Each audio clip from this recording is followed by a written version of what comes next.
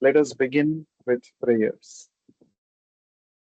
Nama Om Vishnu Padaya Krishna Presthaya Bhutale Srimate Bhakti Vedanta Swamin Nitinamine Namaste Saraswate Deve Gauravani Pracharine Nirvishesha Shunyavadi Paschatya Deshatarine Jaya Shri Krishna Chaitanya Prabhu Nityananda Shri Advaita Gadadhara Srivasadi Gaura Bhakta Vrinda Hare Krishna Krishna Krishna Hare Hare Hare Rama Rama Rama Hare Hare.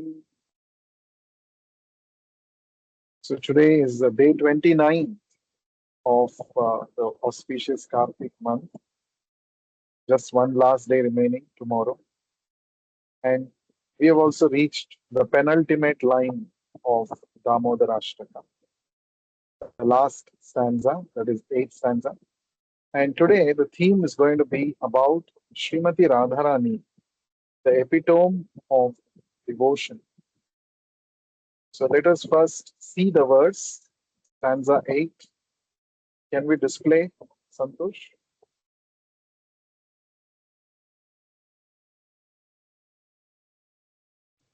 Yes, Prabhu. Namaste Sudhamne Spuradipti Dhamne Tvadiyodarayatha Vishwasya Dhamne Namo Radhikayai Tvadiya Priyayai Namo Nantalilaya Devaya Tubhyam. So this is the eighth stanza, the last stanza of Damodara Ashtaka. And we shall be discussing about it today shortly once Santosh displays the screen to all of us.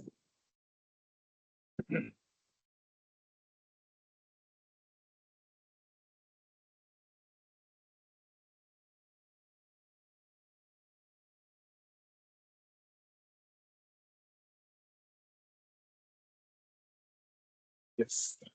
The translation of this verse is, O Lord Damodara, I first of all offer my obeisances to the brilliantly effulgent rope which binds your belly. I then offer my obeisances to your belly, which is the abode of the entire universe. I humbly bow down to your most beloved Srimati Radharani, and I offer all obeisances to you, the Supreme Lord, who displays unlimited pastime. So today we are at the third line. Namo Radhikayai Tvadiya Priyayai. Namaha means I offer my obeisances, I bow down to you. To whom? Radhikayai, unto Radharani. Tvadiya Priyayai. Tvadiya means your, Lord Krishna's. Priyayai means beloved. So Radharani is the most beloved of Srimati of Lord Krishna, and Satyavrata Muni, towards the end of this Damodara Ashtaka, he is offering obeisances to Srimati Radharani. Somebody may raise a question. This Damodara Lila is a childhood pastime of Krishna, and this is Vatsalya Rasa dominated pastime. His loving dealings with Yashoda Mai. That is what is discussed in this. That is what is displayed here in this Damodar Lila. Radharani is nowhere in the picture in the entire Lila. Huh? At least yesterday we saw I offer obeisances to the Dama, to the rope. I offer obeisances to the belly of the Lord, Udara, which is the abode of the entire existence. So it is connected with the Lila. But here, all of a sudden, Satyavrata Muni is offering obeisances to Srimati Radharani. Radharani is nowhere connected with this Leela. So why is this Radharani offered obeisances here towards the end of this Damodara Ashtaka? Isn't it? It's a very nice question. So the reason for this is also mentioned in this shloka. in this line because Radhikayai Tvadiya Priyayai. Srimati Radharani is very dear to Krishna. Even though Krishna is manifesting as a small baby in this Damodar Lila, but Radharani is always accompanying Krishna because Radharani is actually the internal energy of Krishna. She is never separated from Krishna. She is always there with Krishna, right? So that is why Radharani is also offered obeisances because she is always there with Krishna. That is the understanding. Now, who is this Radharani and what is her position? Why she is so dear to Lord Krishna? Let us try to understand this based on the scriptures. Now, the name Radha, Radha means, the word Radha comes from Aradhana. Aradhana means to completely worship. The one who completely worships Krishna, the one who is the topmost worshipper of Krishna, she is called Radhika. She is called Radharani. She is the topmost worshipper, the topmost devotee of Lord Krishna. Therefore, her position is very, very exalted. In fact, in Vrindavan Dham, which is actually the place where Krishna performed Leelas 5,000 years ago, there is every resident in Vrindavan, even today, always chants Radhe Radhe because Vrindavan Dham is directly under the control of Srimati Radharani. That's why Radharani is called Vrindavaneshwari. She is the Ishwari, she is the controller of Vrindavan Dham. And nobody can enter Vrindavan Dham without her permission, without her mercy. That is the position of Srimati Radharani. And this Vrindavan is actually the place where Krishna performed Leelas. Even today he is performing his Leelas. But that place is under the direct control of Radharani. What does this say? This says that Krishna, who is the supreme Ishvara, that is how this Damodara Ashtaka began, isn't it? Namami Ishwaram. He is the supreme controller, but he is controlled by the love of his devotees. And among all such devotees of Krishna, the greatest is Radharani. And that is why Krishna's personal abode, Vrindavan Dham, is under her control. Right? Now, Radharani, she appeared as the daughter of Maharaj Vrishabhanu and Kirtida Devi in a place called Raval. And she did not appear through a biological process. She was actually found by Maharaj Vrishabhanu in a 1,000 petaled golden lotus. Actually, Maharaj Vrishabhanu and Kirtida Devi, they were childless for so many years and they were constantly offering prayers to the Lord. And being pleased by their prayers and service, Srimati Radharani, the original internal energy of Krishna, she appeared as a baby girl and she was found by, uh, by the couple in a golden lotus. So, even when you read the Ramayana, you will find a very similar thing that Mother Sita was not born through a biological process, but she was found by Maharaj Janaka when he was tilling the land, the field, as a part of yajna performance ritual. Now, from both these appearances of Mother Sita and Mother Radharani, we understand that since she is the mother of the entire universe, she is the mother of the entire existence. She cannot be accommodated in any mother of this world in her belly. That is why she appeared. She appeared mystically. She was found, not but not through a biological process that she was born.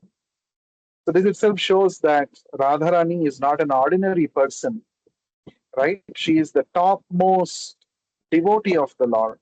How do we know this? Yes, after the couple, that is Vrishabhanu Maharaj and Kirtida Devi, found this baby girl, they were so happy, they were overjoyed, and they brought that child home as a blessing of the Lord, and they put her in a cradle at home. They were celebrating her uh, appearance in their house, and ever since they found the baby, the baby did not open her eyes at all. Her eyes remained closed. So after some days, there was a big festival conducted by Vrishabhanu Maharaj celebrating the appearance of their daughter in a mystical way. They found, so they wanted to celebrate. So Vrishabhanu Maharaj invited all his friends and relatives, and from Gokul, Nanda Maharaj and Yashoda Mai, along with baby Krishna, they were also invited. They were also invited because Nanda Maharaj was a friend of Vrishabhanu Maharaj. So therefore, Nanda Maharaj came along with Mother Yashoda and Krishna. And when the elders were talking to each other, Krishna, swiftly went towards the cradle in which the baby girl Radharani was sleeping. And Krishna, with his beautiful hand, he touched the hand of Radharani, the baby girl who was lying in the cradle. And immediately, the baby girl Radharani opened her eyes. And the first person whom she saw uh, in her Leela, in her life, was Krishna. So Radharani is teaching us a very important lesson. What is that? If you are really loving Krishna, Krishna will come searching for you. Correct? And Krishna will be pleased with your determination to serve him. He will give his darshan to you. And Radharani is also teaching us that there is no better object to see than the beautiful form of Krishna. That is why the first person, the first ever sight that she had in her manifest Leela in this material world is Krishna himself. So Radharani saw the form of Krishna. That's how she opened her eyes first time and she saw Krishna. So this is a very important lesson for all of us. Correct? So we offer prayers to Radharani by saying, Tapta Kanchana Gaurangi Radhe Vrindavaneshwari Vrishabhanu Sute Devi Pranamami Haripriye. So, Tapta Kanchana Gaurangi. Radharani's bodily complexion is that of molten gold. Tapta means molten, Kanchana means gold. Tapta Kanchana Gaurangi. Her bodily complexion is golden in color, like that of a molten gold. And Radhe Vrindavaneshwari. You are the mistress of the holy land of Vrindavan. And Vrishabhanu Sute, you accepted Maharaj Vrishabhanu as your father, just like Krishna accepted Nanda Maharaj as his foster father. Radharani accepted Maharaj Vrishabhanu as her father. Vrishabhanu Sute Devi, O divine mother, Pranamami Haripriye. I bow down in front of you, O Haripriye, O most beloved of Lord Hari, Lord Krishna. In fact, about the glories of Radharani, it is described in the scriptures. Uh, First of all, we should understand among all the devotees of the Lord, the gopis of Vrindavan are the topmost devotees. Nobody can serve Krishna like the gopis of Vrindavan. So, what is so special about the gopis of Vrindavan? Why they are glorified as the topmost devotees of Krishna? For that, there is one interesting story that is narrated in the scriptures. Once, Narad Muni visited Dwaraka, and there Lord Krishna said, "Oh Narad Muni, I have got a terrible headache." And only if you bring the dust from the feet of my devotees and smear it on my headache will be cured. So Narad Muni immediately went away from Dwaraka looking for devotees of the Lord. Narad Muni himself is a devotee. He himself could have given the dust of his feet, right? You must be thinking. But actually, a pure devotee, a real devotee like Narad Muni, never thinks himself to be a devotee of the Lord. He says, I'm not at all qualified to be a devotee. That is the genuine humility of a real devotee. So, anyway, Narad Muni set out. He started looking for the devotees of the Lord so that he can take the dust from their feet. So first he goes to certain Brahmanas who were all Vedic scholars, who were all performing yajnas. They were all devotees of Lord Krishna. So Narad Muni goes and tells, like this, I have come from Dwaraka. Krishna has sent me to you. You're all great devotees. Can you please give the dust of your feet so that I can apply it on the forehead of Krishna and his headache can be cured? So as soon as the rishis, the sages, they all heard this. They immediately denied. They said, no, how can we do such a sinful activity? Oh, Narad Muni, you know, keeping the dust of our feet on Krishna's head is such a sinful thing for which we have to suffer in hell for many, many lifetimes. We don't want to go to hell and suffer. So we are very sorry we cannot give you the dust. Like this, they sent away Narad Muni. So then Narad Muni went and asked several other devotees. They also said the same thing. We cannot give the dust. Then finally Narad Muni came to Vrindavan, and there he saw the gopis, the cowherd girls, the gopis of Vrindavan. They were all ordinary, village women. They were not great scholars. They had not studied the Vedas, but they were always absorbed in thinking about Krishna. Ever since Krishna left Vrindavan and went to Mathura, all the gopis of Vrindavan, they were absorbed in thoughts of Krishna. They were thinking, oh, here Krishna performed the Leela of dancing on the Kaliya serpent. Oh, here Krishna used to take all his cows and graze them in the forest. Oh, here Krishna killed the Keshi demon. Oh, here Krishna danced with all of us. Like this, constantly they were thinking about Krishna. They were absorbed in samadhi, constant thinking about Krishna. So when Narad Muni went to these gopis and he said, like this, I'm coming from Dwaraka. Krishna has a terrible headache. And he said, only the devotees' dust from their feet can cure his headache. Can you all please kindly give the dust from your feet? And immediately the gopis all started saying, oh, Krishna has got headache. And the cure is our dust, is it? Krishna has told like this, oh Narad Muni, please take immediately as much dust as you want from our feet. They were all, saying, please take the dust, please take the dust. And Narad Muni said, wait, what are you saying? Don't you think it's a sinful activity to place your dust on the feet, on the head of Krishna? Don't you think you'll have to suffer sinful reactions in hell for many, many lifetimes because of this? So the gopis immediately replied, doesn't matter. If Krishna is going to be pleased, if Krishna is going to be happy, we don't mind suffering eternally in hell.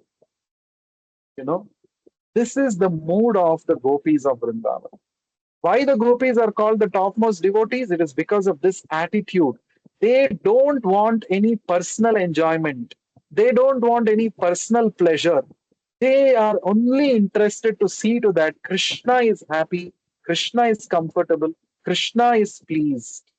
This is the mood of the gopis. And that is why all the scriptures and all the acharyas have said that nobody is a greater devotee of Lord Krishna than the gopis of Vrindavan. Now, among all such gopis of Vrindavan, the topmost gopi is Srimati Radharani. And she serves Krishna, with great love and affection without any expectation in return.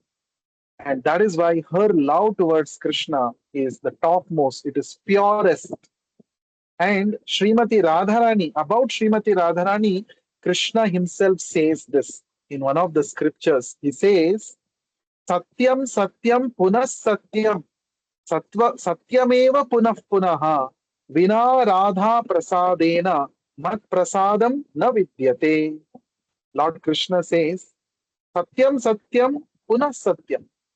I'm saying this again and again. What I'm saying is truth, the truth. And again I'm saying Satyameva Punah Punaha. Again and again I'm repeating this. This is the truth. What is that truth? Krishna is saying, Vina Radha Prasadena, without the blessings of Radharani, Mat Prasadam na vidyate. My blessings no one can achieve. Krishna is saying. Without pleasing Radharani, no one can please me. No one can attain my blessings. This is what Krishna himself is telling in the scriptures. That means Radharani's position is so exalted. And it is also described. Radharani is Sarva Lakshmi Mayi. She is the source of all the Lakshmi Devis. In the Vaikuntha Lokas, in the spiritual world, there are so many planets, and Lord Krishna is present in so many forms as Narayana in each of these Vaikuntha planets. And accompanying Narayana are Lakshmi Devis, innumerable expansions. All of these Lakshmi Devis, the origin is Srimati Radharani. So Srimati Radharani is called Adi Lakshmi. She is the origin of all the Lakshmi Devis.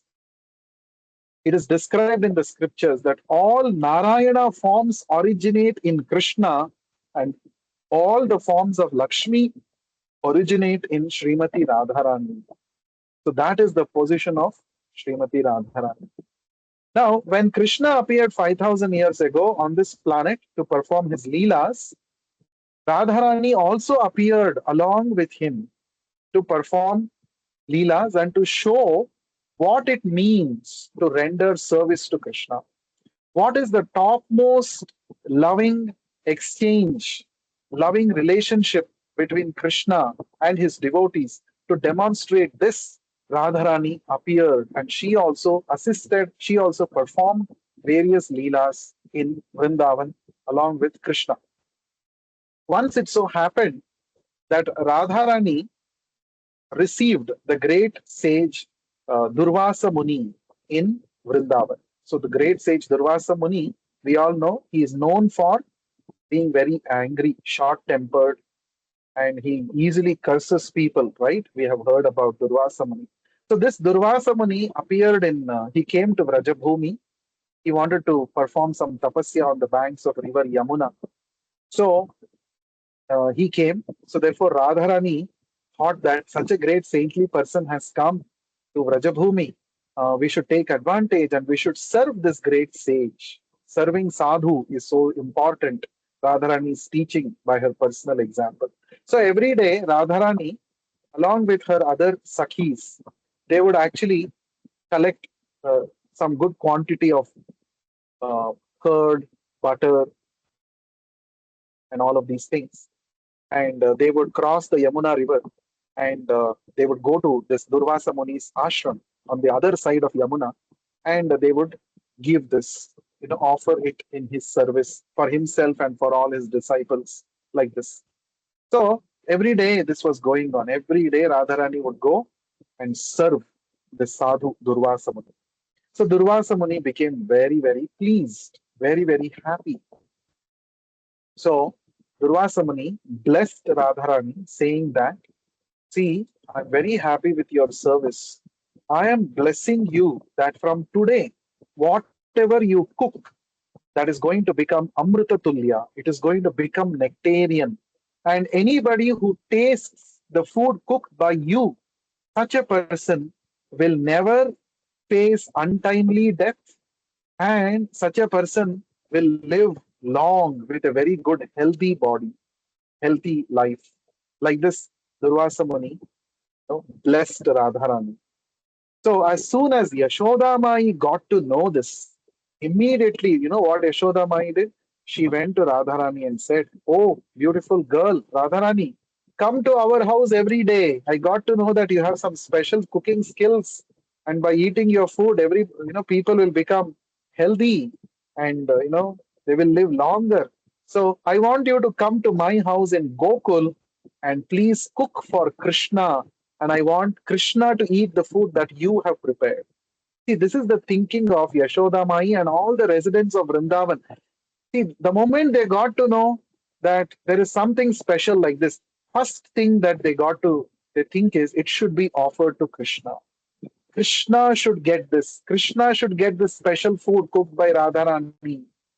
Even though Krishna is the Supreme Lord, there is no question of birth and death for Krishna. There is no question of ailments or disease or anything for Krishna. Anybody who surrenders to Krishna, such a person becomes free from birth, death, old age, and disease. But rather, Yashoda Mai is thinking, see, this Krishna should be healthy, Krishna should be happy, and Radharani should cook for Krishna. So from that day, every day, Radharani from Barsana, she would go to Gokul and later Nandagaon, and she would cook for Krishna every day, and Krishna would enjoy the varieties of delicacies that were prepared by Radharani. It is said this is not just a Leela which they displayed in this world, but eternally in the spiritual world, the topmost Vaikuntha planet called Goloka Vrindavana, where Krishna resides eternally, there every day Radharani cooks for Krishna.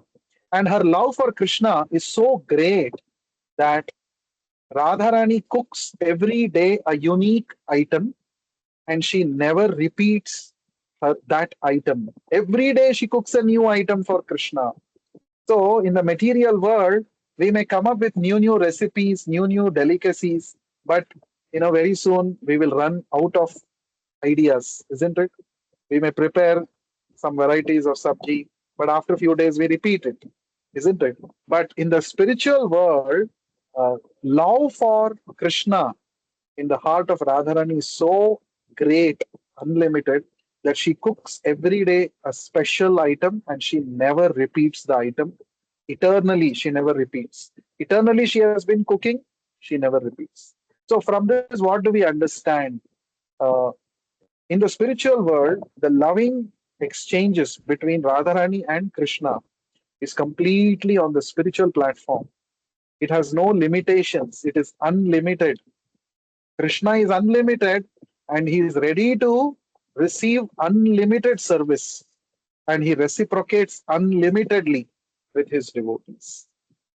One last point before we go for chanting.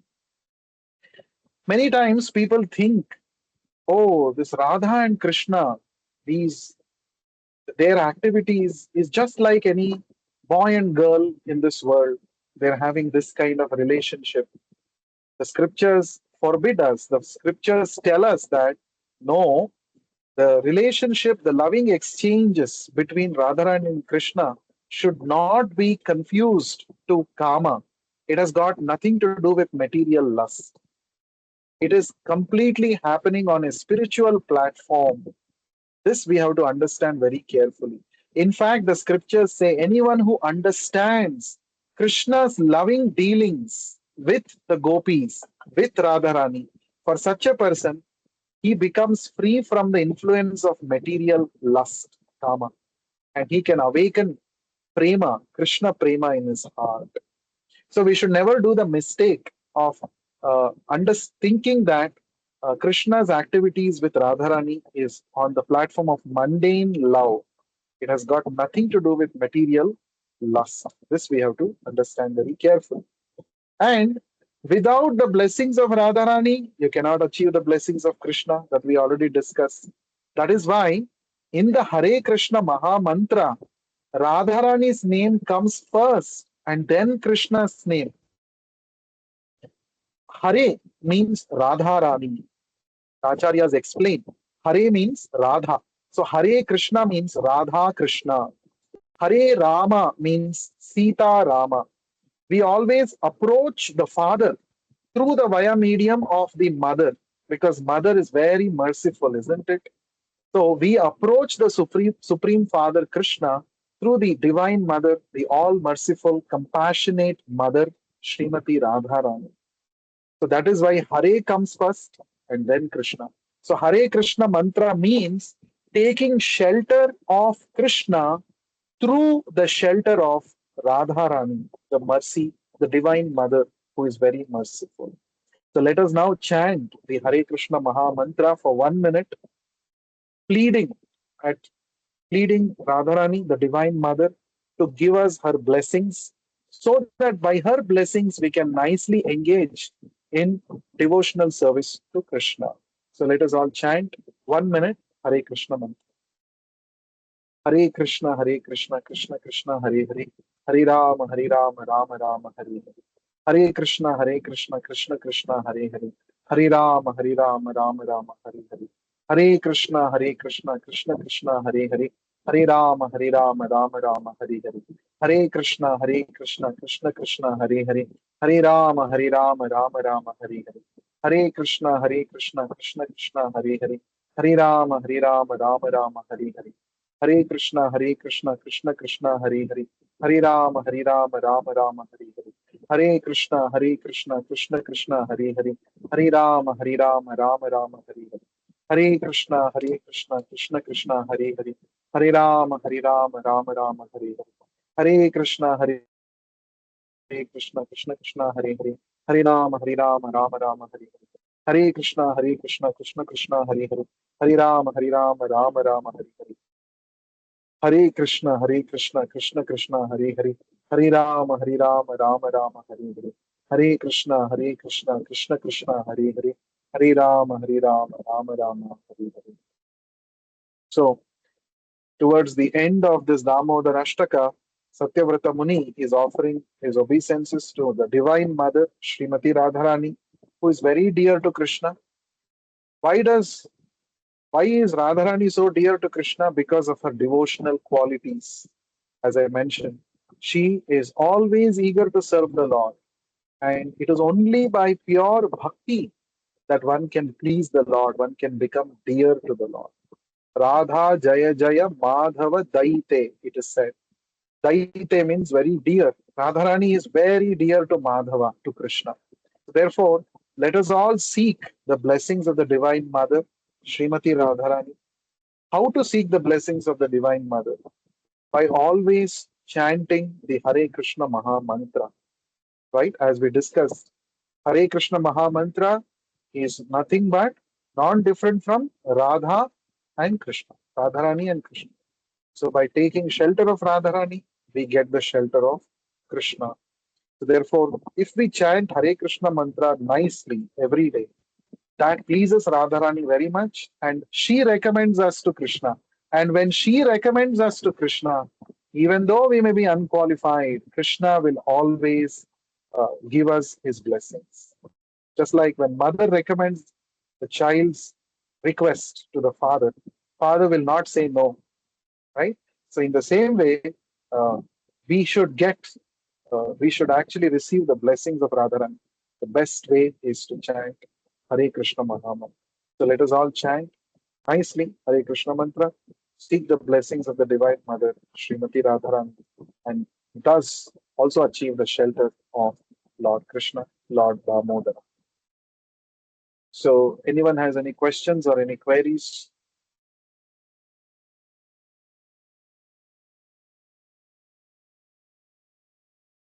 Okay, so we shall close the session. Thank you very much for your valuable time.